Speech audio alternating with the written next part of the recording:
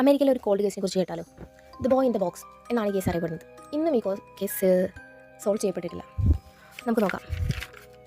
ഫെബ്രുവരി 25, 1957 ഫിലാഡൽഫിയയിലെ ഒരു റോഡരികിൽ കുറച്ച് മരക്കൂമ്പാരങ്ങൾക്കിടയിൽ നിന്നും ഒരു കാർഡ്ബോർഡ് പെട്ടി കിട്ടുകയാണ്. ആ പെട്ടിയിലാണെങ്കിൽ ഒരു പുതപ്പിൽ പൊതിഞ്ഞിട്ടുള്ള വസ്ത്രമൊന്നും ധരിക്കാത്ത ഒരു 4 വയസ്സുകാരൻ്റെ മൃതദേഹമായിരുന്നു ഉണ്ടായിരുന്നത്. അവൻ്റെ ശരീരം കാണുകയാണെങ്കിൽ ഭക്ഷണമൊന്നും കിട്ടാതെ ശോഷിച്ച അവസ്ഥയിലായിരുന്നു. അതുപോലെ തന്നെ ആ കുട്ടിയുടെ മുഖത്തും ശരീരത്തും ഒരുപാട് മുറിപ്പാടുകളുണ്ടായിരുന്നു. ആരും അവനെ നല്ലപോലെ ഉപദ്രവിച്ചിട്ടാണ് കൊലപ്പെടുത്തിയിരിക്കുന്നതെന്ന് അത് കണ്ട് പോലീസിന് മനസ്സിലാക്കാനായി.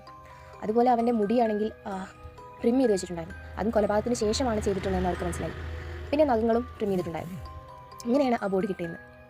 ബോഡി കിട്ടുന്നത് ആദ്യം ഒരു വ്യക്തി തൻ്റെ റാബിറ്റിന് വെച്ചുള്ള കെണികളിൽ എന്തെങ്കിലും തടഞ്ഞു എന്ന് പരിശോധിക്കാൻ ചെന്ന വഴി അയാൾ ഇങ്ങനെ ഒരു ബോഡി കണ്ടെത്തി. പക്ഷേ റാബിറ്റിനെ ഇങ്ങനെ പിടിക്കുന്നതൊക്കെ കേസായതുകൊണ്ട് തന്നെ ഈ വ്യക്തി പോലീസിനോട് കാര്യം പറഞ്ഞില്ല. ശേഷം ആ വഴിക്ക് പോരുന്ന ഒരു കോളേജ് വിദ്യാർത്ഥി ഇതുപോലെ ഒരു റാബിറ്റ് ഓടിപ്പോകുന്നത് കണ്ട് അവിടെ ചെന്ന് നോക്കിയപ്പോഴാണ് ഈ മൃതദേഹം കാണുന്നതും പോലീസിനെ അറിയിക്കുന്നത്. പോലീസിൽ കേസ് എത്തിയതിന് പിറ്റേ ദിവസം